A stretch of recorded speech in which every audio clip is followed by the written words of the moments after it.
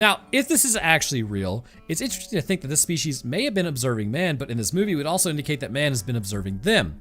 So where does this come into play concerning this thing? Given that it's a hybrid of man, I would have to assume it gestated under probably non-normal circumstances, given that there's no belly button. This means that there is no attachment to a uterine wall. However, it's clear what the intention of creating this thing was. Very likely, it's to raise human intellect by adding in gray DNA to the human genome. This would seem to indicate that the grays have a genome, much like man does. Now, how might this be done? Well, if it isn't everyone's favorite gene alteration tool, CRISPR. I know it's been a hot minute since I've talked about this, right? But for all those new here, CRISPR stands for Clustered Regularly Interspaced Short Palindromic Repeats. Essentially, this is an extremely primitive immune system of prokaryotic cells, specifically bacteria.